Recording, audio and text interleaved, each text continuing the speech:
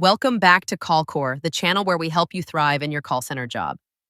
In this video, we're exploring the call flow. A call flow is the underlying structure of an inbound call.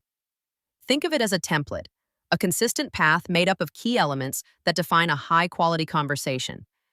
Just like a good story, a call has a beginning, a middle, and an end. It's what takes things from point A to point Z. As the name suggests, a flow helps the conversation move smoothly. With a clear structure, there's a framework to work from. It brings clarity, keeps you on track, and gently guides the customer through the call. It also helps you maintain leadership in the conversation, offering direction and creating a guided experience. In some cases, a specific structure might be provided by a trainer or quality coach. If so, follow it. But when there's flexibility or only minimal requirements, a logical structure like the one we'll explain here is a strong foundation. A typical call flow might look like this. Number 1, introduction and greeting. Number 2, defining the issue and asking questions. Number 3, customer identification. Number 4, providing a solution. Number 5, handling objections or concerns. Number 6, follow-up. Number 7, closing the conversation. Number 8, logging the interaction. Let's walk through each of these steps one by one. Number 1, introduction and greeting. When the customer calls in, you want to start with a clear and welcoming intro, like the following. Hi, welcome to CallCore. My name is Chloe. How can I help you today? This is a standard phrase, but feel free to adjust it to match your personal style or company guidelines. Just make sure it includes 4 things: a greeting, a welcome to the company, your name, and a clear offer to help.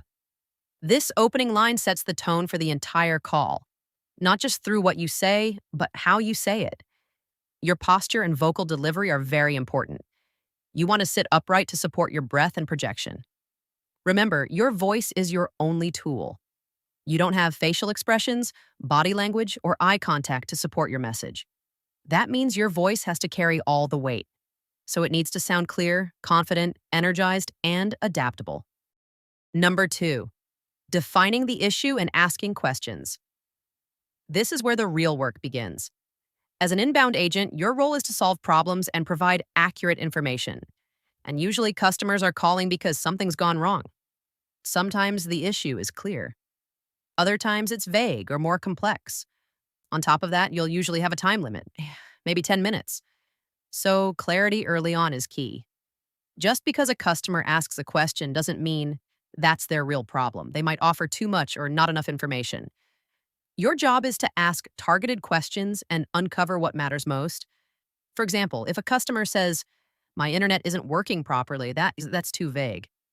Try asking, "Can you tell me exactly what you're noticing? Is the connection slow, cutting out, or not working at all? Is it happening on all your devices or just one? Have you tried restarting your modem? When did the issue first start?" This kind of probing helps you get to the root of the issue. Another helpful strategy, summarizing what the customer says. For example, "So if I understand correctly, your internet cuts out, especially in the evenings. Is that right?"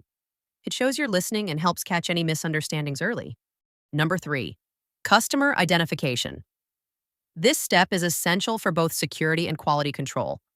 Before you can move forward with the call, you need to make sure that the person you're speaking to actually matches the customer record in your system.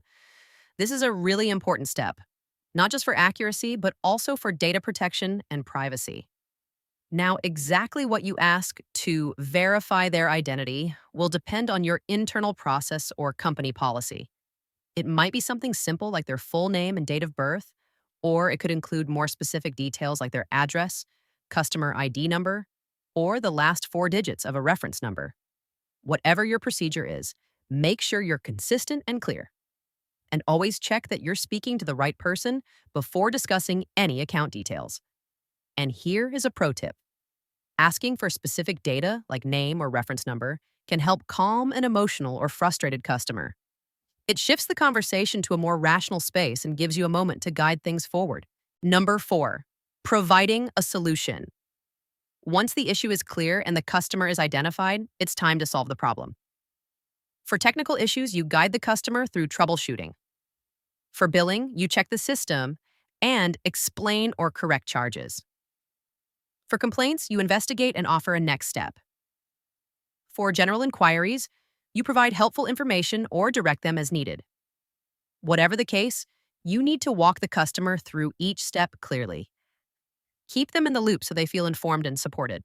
Number 5, handling objections or concerns. All right, this is the part where things can get a little tricky. Even if you've just offered a solid solution, the customer might still not be happy. Maybe they disagree, or maybe they suddenly bring up a whole new issue you weren't expecting. This is one of those key moments in a call where things can either start to escalate or you can smooth it all out. This is where your soft skills really matter. You want to stay calm, sound confident, and show empathy. Listen closely to what they're saying, acknowledge their concerns, and gently guide the conversation back toward a solution.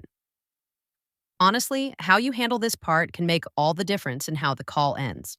Number 6, follow up.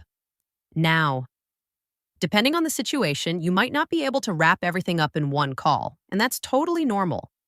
You might need to arrange a follow-up step. That could be anything from a callback by a specialist, escalating the issue to another department, or maybe sending some additional info through email, SMS, or their online portal. Whatever the next step is, the key here is to explain it clearly. Let the customer know what they can expect, when they can expect it, and if there's anything you need from them in the meantime. It's all about setting the right expectations and making sure they really understand what happens next. Number 7, closing the conversation. Okay, once things are sorted out, you'll want to wrap up the call on a positive and clear note. A good way to do that is by asking something like, "Is everything clear for you?" Or, "Is there anything else I can help you with today?" Then thank them for calling and wish them a good day. Something simple like, "Thanks for contacting Callcore and have a good day."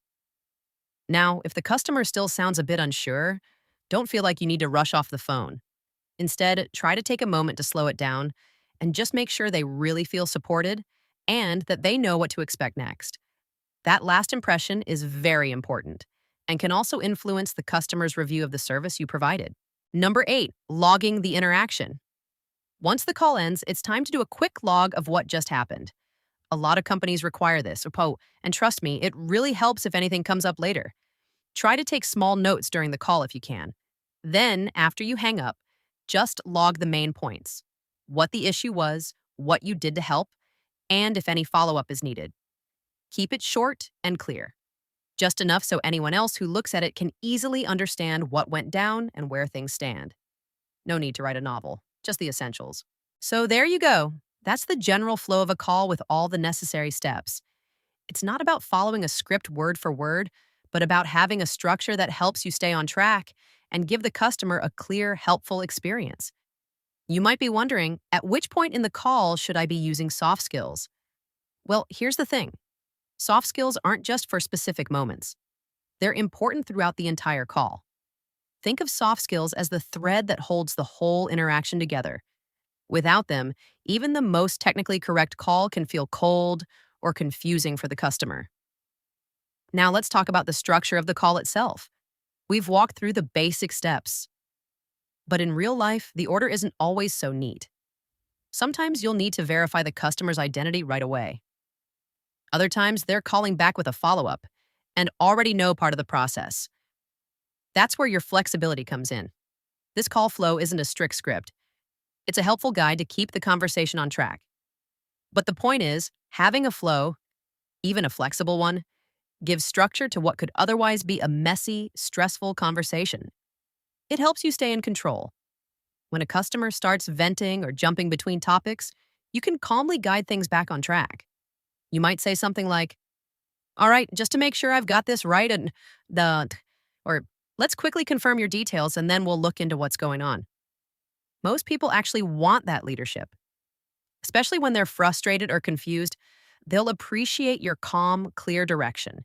It shows professionalism, builds trust, and helps you lead the call toward a solution instead of just reacting to it. And that concludes our video on the call flow. Got questions? Drop them in the comments. And let us know, do you use this flow in your calls? Don't forget to like and subscribe for more content like this.